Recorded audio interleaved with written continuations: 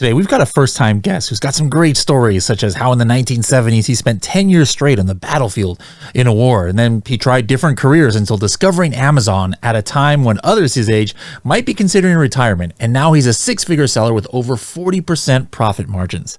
How cool is that? Pretty cool, I think.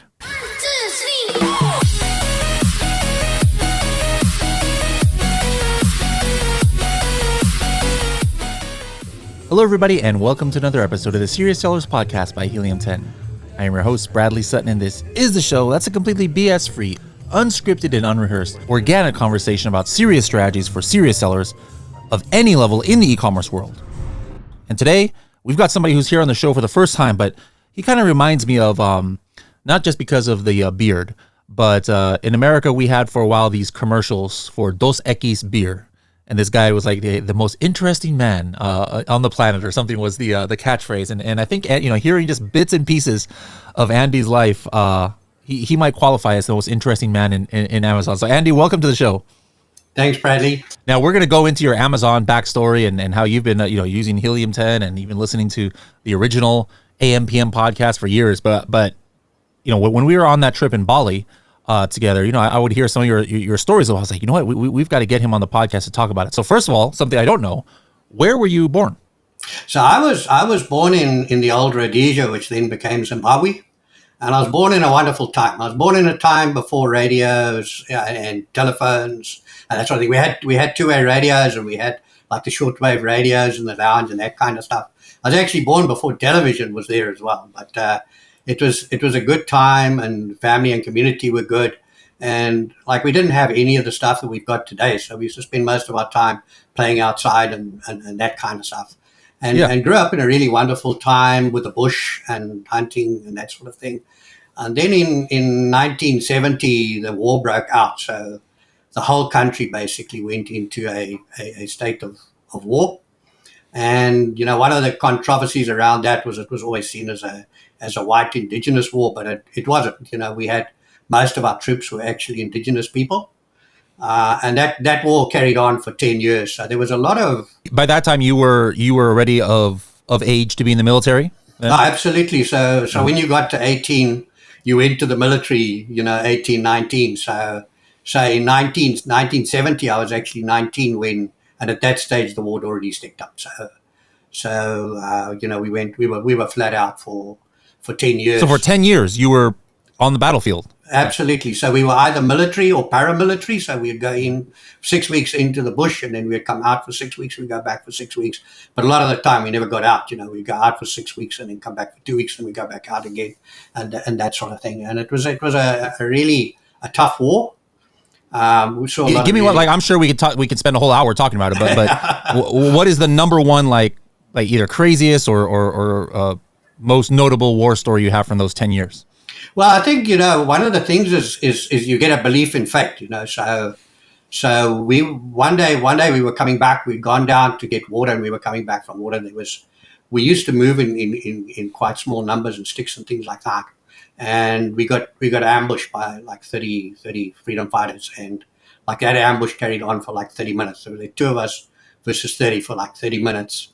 And wow. They actually brought in, this thing was, they were rocketing us, they were mortaring us the whole 10 yards. And this thing actually brought in troops from another unit, which came back down and actually put in stop groups. It was only 5 guys, but at the end of the day, it had a good outcome. But one of the things is that often you got into a situation that for a reason you didn't go out, and that day something would happen to the guys you normally worked with and things like that. So that gave me a very strong belief in fate. There's a reason why things happen in life, mm-hmm. and that can save you from bad things, or it can take you to bad things itself. So then 10 years of fighting, and then what was the outcome, and what was the next stage of your life? After the 10 years, we were actually going to go into a full scale, like a really hard battle and things like that. And then they cancelled it at the last minute. That was Operation Quartz. They cancelled it at the last minute. We were sitting on the back of the truck, so we heard Mugabe got in. We thought, well, we'll still give it a chance. But within 2 years, there was so much witch hunting going on and that kind of stuff that I've been good at making bad decisions. I decided to go to South Africa and not go to Australia. There was a a whole lot of us sitting there saying, like, where are we going to go? We go to South Africa, we're going to go to Australia. And I was one of the stupid guys who said, like, we've got to South Africa. So I went to South Africa. I went through the same, well, I wasn't involved in the war at that stage because I was now already starting to push a bit of time, but got caught up in the same sort of revolution attitude and the atrocities and that kind of stuff. And then in 95, when the ANC came into power, I went to the Middle East. So I joined an Arab company, very hard to deal with the Arabs, but coming from a multicultural society, I could actually work with those guys quite well. And I stayed with them for 10 years, and I got recruited from there in 2005. What were you doing there? I was general manager of a construction and ready-mix concrete and quarrying operation.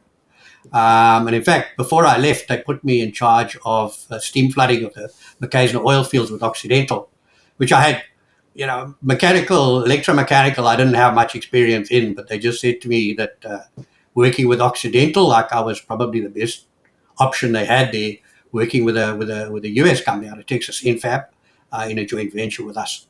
So that was a very wonderful time in the Sultanate of Oman, a very, very wonderful time.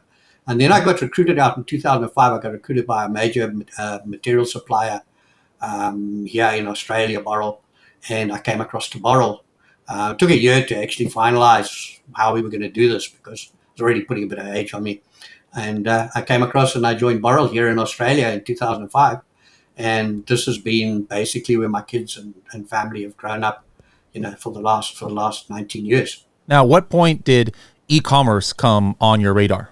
Okay, so in 2020, I opened an Alibaba account still in Oman.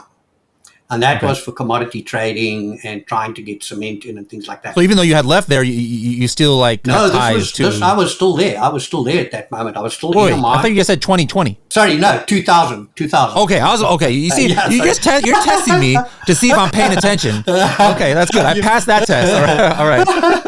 2000. Sorry. So in 2000, before I left Oman, I actually started an Alibaba account, and we were trying to sort out cement imports and the commodity. I didn't even know Alibaba was around in those days. That was when they just started. They just started in 2000. And then I started on Amazon in 2017. There was a guy, Adam Hudson, here in Australia, who went and told people, like, you can sell anything on Amazon, you'll become rich. And I think you've seen Adam before. He's got a smile which is like this wide, hundreds of teeth. And he was convincing everybody that this was the greatest thing since bubblegum. He actually got 10,000 people joined his group. So absolutely massive. What was your first product? So 2017, what was your first product? So I actually launched in 2018 with my brother-in-law in Oman. So he was still in Oman. I went over there to catch up with him, and we launched our first product, which was a key folder. And it was doing really well. Then he got hit with a patent, and they closed him down. And he wasn't quick enough on his feet, and they closed him down. And he actually never went back into Amazon again. And then I launched. Originally, my first plan to launch was in sort of early to mid 2019. And then my supplier, one of my product had to be stainless steel and top corrosion resistant for a marine environment. And after all the samples were made and everything else, he said, I can't do it. I'm going to do it in mild steel because you're not a big enough customer, and I don't want to be changing materials and a thousand things. Said, well, we can't work together. And I put a MOQ, a request for quote out, an RFQ, and a trading company came back to me and they said to me, look, we are a manufacturer, we can make this. And I said, you're not a manufacturer, but you know what? I really need a good partner in China that I can work with. And this is something, Guangxi, which is so important. I built a relationship with those guys, and we've been manufacturing together for the last 4 years with absolutely no problems and really, really good. And then you went on a separate account, like this is just by yourself now without your brother-in-law? Yeah, no, I went without my brother-in-law. I gave him the idea for the first one. I said to him, do you want to joint venture this? And he said, no, I want to do it on my own. I said, okay, do it on your own. So that was probably quite fortunate for me. Yeah, there you go. What was your best year of sales in the last, looks like you've been selling for 6 years? 140,000. 4 years. Which year was that? That was last year. This year I'll be good. Okay. Yeah. So I in 2021. So I started in 2020. In 21, I started my very strong relationship with Tim Jordan, and that was in the days of Centurion League. And I followed his and your idea of blue ocean, not going over the top, not putting yourself into heavy debt, and going in and making good margins with what Tim called the Cessna ideas. Go for smaller products and just go in a comfort zone, make yourself a good set of money and things like that. And this, of course, is exactly what you taught on Project X. This is exactly what you taught on the Maldives honeymoon. And this is one of the greatest things that we've got out there is, people, gurus today, so-called gurus today are pushing it. Get yourself $1 million business, get yourself deep in debt, fight in the blood, get in the shark waters and everything else, and then sell it for a 7X. Guess what? That's gone. And some people manage it, but if they haven't got really strong business acumen, at some stage they go into a very high risk profile. And I've seen a lot of those guys like skyrocket and come down. So Sure. So I actually joined Helium 10 a week before you did SSP 1. Oh yeah, now you're episode 600, and I'm not sure what this is, like probably like 615, 616, or something like that is what it's going to be. Yeah. And so you were a week before the my very first episode. Okay. And I remember your very first episode with Manny. Yep. And the handover and that kind of stuff. And during that period, I was spending an hour traveling to work and an hour traveling home. And I used to spend that hour listening to one episode, and I used to spend it traveling home listening to another one. And when I got to the end of them, I start all over again, listening to them all over again. So that was my travel time was awesome. on. So this was before you even launched your first product then, or no, was it after? This was just after. So I launched in 2020, okay. And this was in 2021. Now you're going back to your sales. Like what kind of profit margins do you have? So I'm sitting like 45%. Oh, good grief! Even now? Yeah, even now, still. Even now. So that's after PPC, after shipping and customs and all that stuff. Absolutely. So because I'm in a good niche, my PPC costs are really low. So I sit normally with PPC costs around 11, 12%. And that's a cost, which brings me back to TAC costs of around about 6 or 7%, because I'm happy to actually get that real estate and pay a little bit extra to have sponsored, where I could actually be just running organic. So I run sponsored organic. I'm not really worried about the predator effect or anything like that. I'm just happy that I can keep it like that, and I can still retain, 28, 30% of market share in all the time, and in really good times when it's a fishing product, so it is seasonal. In very good times, then I'll push that up to like 50, 55% and things like that. Wow. And I'm looking at doing some influencer stuff as well to try and see if I can push that up. Want to check estimated sales for products you see on Amazon? Or maybe you want to instantly see how many listings on page 1 of a search term result have the actual searched keyword in the title. You can find all of these things out and more with the Helium 10 Chrome extension tool, X-Ray. More than 1 million people have used this tool. Find out what it can do for you by downloading it for free at h10.me/X-Ray. h10.me/X-Ray. So my daily routine is I get on to Helium 10 every evening at 5 o'clock my time, which is midnight your time, and I go through and I check my sales, and I check how I'm doing in terms of my P&L, which I use your P&L in there, and I have a look once a week. I go into Keyword Tracker, not into Keyword Tracker, into Market Tracker, and I see where I'm sitting in the market. Yeah. And then the other thing, which I always used to do, and I dropped it for 4 months, and it caused me a lot of pain, was I would go into my main keywords, see what's happening on there. Where am I sitting in terms of my main keywords? Who else is in there? What's going on? So that's your absolute footprint of what the customer is seeing.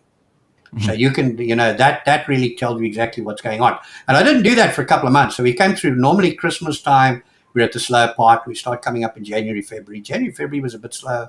March was still a bit slow. I thought, like, what's going on here? I got on there and I found somebody had gone in there. Now, one of the issues that I had, I got closed down. My brother-in-law got closed down on a patent. I put a provisional patent in, and I checked for patents when I did my product. There was a patent in process, and I got closed down as well. But I spoke to the owner of the patent. I tried to get the lawyers involved with during COVID. Couldn't get the lawyers to help me. Got hold of the owner of the patent and said, like, what are we going to do? He said, give me 35,000. So I'm not going to give you 35,000. I'll give you $1 a unit. He said, okay, cool. So I made a royalty agreement with him. And off the back of that royalty agreement, I had the protection from his patent. Later on, he actually sold me that whole patent and his trademarks and everything else. And we carried on in different directions. But it's great friends. So then is that why you've been kind of, you're immune to kind of like, what other people have to deal with a million, sellers and, factories from China all trying to sell the same thing, is because you're in a patented kind of niche where they couldn't be selling your products even if they wanted to. Yeah. So what happened with this guy that was on there, I got onto him and I said to him, guy, you've got 48 hours to take your product down, or I'm going to take you down. 48 hours went past, nothing happened. I got onto Amazon. This is my patent number. This is the infringement. Amazon took him down within 48 hours. So then I was watching and I saw him selling on AliExpress. So this was a little bit of a long bow to pull. But what I did is I put an AliExpress order from the US to him and said, you know what? You're doing it again. And I'll take you down on Alibaba. And as I say, it was a bit of a long bow to pull because he was selling it in China. So if someone from the US bought it, it would be a fight item by item. But he said, okay. And he took it down. And then what I did is I bought all his stock off him for like 50% of what I would normally be paying for it. Okay. So I actually picked up all that stock. So I don't pay a lot for my stock because of the relationship I've got with the trading company in China. And I mean, like these guys go the distance. I can get on to them and say, listen, I need you guys to pack me 2,000 units this week. And they'll get wobbly at the knees about it, but they'll pack it and they'll get it out and they'll ship it out. And I know there's not much money in what they're charging me because I pay them such a little amount of it. But, that relationship is so important. And IP is really going to get so critical because with Amazon's new prophecy about bringing Chinese sellers in on this Fulfilled by China prophecy is going to be massive. So people say to me, look, it doesn't matter. It's $20. Well, guess what? That $20 product is what people here are selling for $100, $140. Because they're taking us out. They're taking out the fulfillment costs out. They're taking everything out. Yeah. So interesting. So that's going to be a massive thing. So I'm very curious how that's going to play out. A lot of the information that's out there is just kind of like second, third hand information. Not many things, or not anything, confirmed by Amazon yet. But some things don't make sense. Like one news article is like, oh yeah, sofas, they have to be $20. There's no such thing as a $20 sofa. So obviously some of these informations are a little bit wrong. But I'm very curious as to how it's going to play out. And then now with political climate in the United States, what's going to happen as far as more tariffs, or is there going to be something where companies are going to, they're going to take that, that loophole where they can ship to a U.S. directly, is that going to be taken away or it's subsidized by the Chinese government? I mean, who knows what the future is going to hold, but like you said, pretty much if you've got a patent on your stuff, like you're kind of immune to some of this stuff. Last year, we're talking like $40,000, $50,000, $60,000 of profit for you. Is this your your main income now? Are you still working outside of Amazon, or you consider yourself retired outside of Amazon, or what's your monetary situation? I'm still doing some consulting on the civil engineering side of stuff. So I do a bit of that, but it's nothing major. But the thing with it is that Amazon side of things, gives me the ability to travel. So it gives me the chance to go to Singapore, go to China, go to India with Migla, China with Steven Selakoff and that kind of stuff, and really to keep growing and keep growing that knowledge base. It's so important. So for you, Amazon wasn't necessarily, hey, I need to be able to quit everything else I do and just rely on Amazon income. It was kind of like, hey, I need some extra income to be able to do things like traveling, and sounds like it's worked out for you from that goal then. Very well. Very, very well. Very well. And it's helped me as well because we built a great community here in Australia. All of these things keep growing stuff out. I met you in Bali, although I knew you already, but you didn't know me. One of the guys I worked with in Amman, he was very, very high politically, and he was a sheikh within the system. And a customer came to me and said, I know Adil Shafari. And I contacted Adil. I said, you know this guy? He said, Andy, there's like 4 million people know Adil Shafari, but Adil Shafari only knows 100 people. So don't worry about it. You know what I mean? But I knew you, but you didn't know me until Bali. And then we spent time together at Bali. And I flew through to come and see you in Sydney because I couldn't let that opportunity. That was so awesome that I could see you in person in your home or your now home country. Yeah. Instead of, sometimes it's funny because I see people when I meet them and I see them everywhere, but where their home is, like we'll meet at, there's nothing wrong with that, but it's just, it was nice to see you in Australia there. Apart from having a patent, it's not like you're still, it's not like, oh, that's going to guarantee anybody 40% profit margin. There's obviously things that you're doing that you think maybe are unique or that help you keep that edge, be it on your listing optimization, your keywords, the way you manage your PPC, your branding. I'm not sure. So what else can you attribute your Amazon success to, aside from obviously the IP and patent things? Well, I think, the most important thing is your community. So you've got people that you can lean into. You've got people you can ask. You've got people that you can get together. We have every 3 months, I organize a long lunch here at Brisbane. And we get a number of people come to that long lunch. Now, the good part about that is it's only people that are willing to connect and are willing to actually do the right thing. Those are the people that'll come. Mm-hmm. So you don't get flybys. Yeah, you get people that are committed that'll do that sort of thing. So that to me was pretty critical. The other thing was the big killer is PPC. If you don't understand PPC, the same as if you don't understand finances, you're actually going to get into a very tough place very quickly, because it can absolutely take. We used to say in the old days, they used to say 30% for you, 30% for the supplier, and 30% for Amazon. Well, what it really turned into is 30% for Amazon, 30% for PPC, 30% for the supplier, and nothing for you. So you have to be able to understand that and understand short-term pain might be long-term gain, etc. So PPC, really critical area. Yep. And I think that's going to get tougher. The Chinese in the beginning were not that good at their listings, but a couple of things have happened. The one is they started to drift to using American agencies to put their listings together, and there was a definite step change on that. And then the second thing is now with AI, they've actually stepping it up on AI as well, and they've got access to everything. And their agencies now are getting pretty good at pushing those listings together. So that's no longer the massive advantage that we always had before. Are you doing other platforms other than Amazon USA? I know. Are you doing other Amazons or Walmarts or TikTok? I know a lot of these you can't, even if you're a foreigner. But I'm not sure if you found any ways to sell on some of these other platforms. These are projects which I've got to go back into as they loosen up. I think it's going to get easier. TikTok Shop, of course, is regional unless you are Chinese, in which case it's international. Mm-hmm. So. Because they don't really have a region to sell, they're selling out of these. So TikTok Shop, I think, is going to be something which is going to probably be good going into the future. Australia, because it's a small market, is very, very hard, especially if you're niched. If you're selling something like Pampers or something like that, you could probably do pretty well at it. But unless if you're something small, niche, specialized, pretty difficult to do on that. I'm looking at getting myself smarter in terms of Shopify, because I think going into the future we do need to be able to diversify. So get smart on Shopify and then build another brand around Shopify.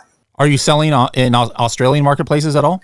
I tried selling in the Australian marketplace in 21 and it didn't work, and I'm trying again now in 24. But I'm going to have to go hard on influencer marketing, because one of the issues we've got here in Australia is my product is something which NOAA in the US like, fishermen don't like it. Fisheries here will like it, fishermen don't like it. So it's going to get into a shit fight somewhere down the line. And so I'll have to do it through influencer marketing and things like that. But I mean, the US has been really good to me.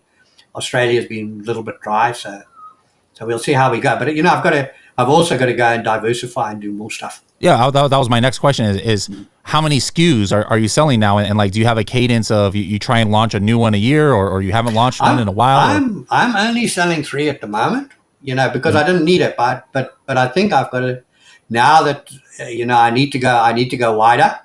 But, the good part about it is like, my family sort of look at me and my Amazon business as being like, some kind of drug dealer or something like that, They sort of, one of these entrepreneurs, what are these guys up to? Things like this, like it's not quite as bad as that, but they don't watch what I'm doing or follow what I'm doing or anything else, But if I, as the Australians say, if I fell off the perch tomorrow, the family would not end up losing the family home or anything, All that would happen is my inventory in China would be like scrap, and it's not a massive amount of money.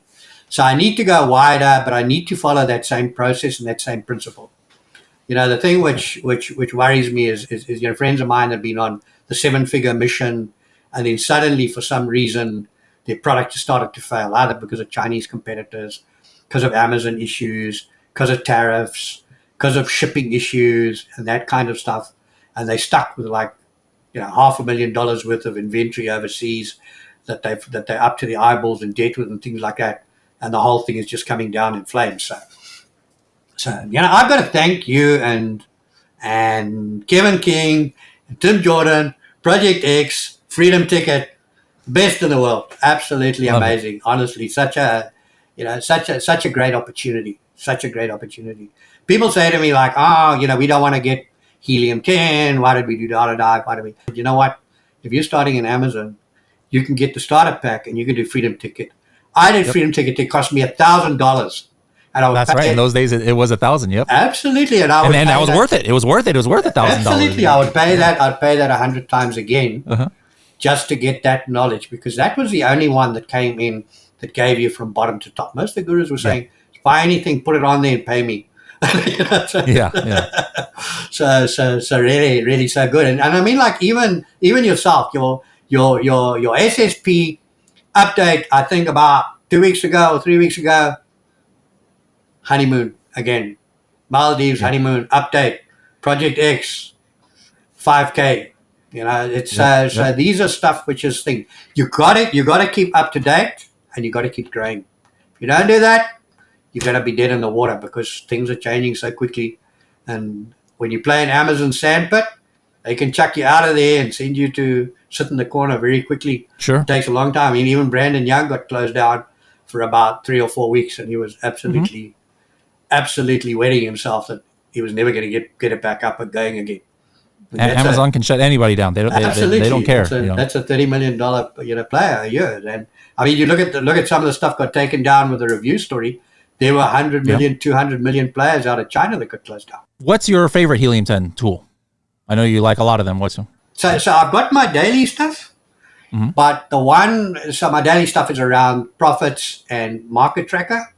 But the one tool which really has been outstanding for me over the 4 years is Cerebro. I love Cerebro. It's just such a good tool. You tie that back in with Blackbox, and you've got a very, very strong opportunity to find stuff. Guys like Data Dive and those kind of things will tell you how to verify a product in Redwater. But what they don't tell you is how do you find that product. So that's where Helium 10 really comes into its own, and Cerebro tied in with Blackbox really, really counts so much. But I use it. I use my Helium 10 every day. 5 o'clock, 6 o'clock in the evening, I sit down, I go in there, and I see what's happening with my products and things like that. And it tells me, and the alerts tell me, man, there's somebody around there selling your stuff, or you've lost the buy box, or something has happened, and also follow up. I don't know whether follow up is still going, but I'm still using it, and I've been using it for 4 years, and it gets me good reviews, and that's really great. You're keeping up to date in terms of AI, both on Helium 10 and in your podcasts and things like that. So people have said to me, why don't I go to Jungle Scout, etc. This is a non-negotiable for me. in my life to I love actually it. stay with H10 because A smart man. we've been Smart together man. all these years, and I don't see any reason to break a good There you go. relationship. All right. So, what's the future looking like for you? You know, you mentioned, hey, you've seen the need to maybe expand your product line. What else are some of your goals that you haven't achieved yet? The main thing is to go wide, but also go deeper. So I need to expand my products, and I also need to look at different markets so that I've got a stop group if anything does happen on Amazon. So that's really where I need to go in terms of my Amazon business. All right. Well, next year, let's try and get you on towards the end of the year and see, if you were able to launch any products and how wide you were able to go and see what's cooking. And then anybody who's out there at any of these events that Andy goes to, pull him aside, buy him a drink and ask for some war stories or some other stories in his interesting life or just ask him about his Amazon business. And as you can see, he's happy to share his knowledge. Well, it's been a good life, So it hasn't been a good life in terms of lots of money, but it's been a very interesting life, to actually go from that stage before calculators, before mobile phones, the time of party lines where you had 8 phones in a line and you pick up the phone and 7 other people pick it up and listen to your conversation because they got nothing better to do, and being able to go to Buffalo and things like that, and that Love sort it. of thing is like absolutely magic. And to go through that whole change of life that we sit with now with AI. Those days are no longer when there's a lot. I mean, we are definitely in a different world. I mean, you never would have thought about what's happening with AI and all these other things in those days when you didn't even use a regular telephone. So you've come a long ways. And no GPSs, nothing like that, So any other tips or strategies that you can share with our listeners out there? I just want to say to people, Sure. you are the biggest asset in your business, so always invest in yourself. Yeah. Like it doesn't matter. The rest of it, you could lose it. But that knowledge and that experience will keep you going into your next venture.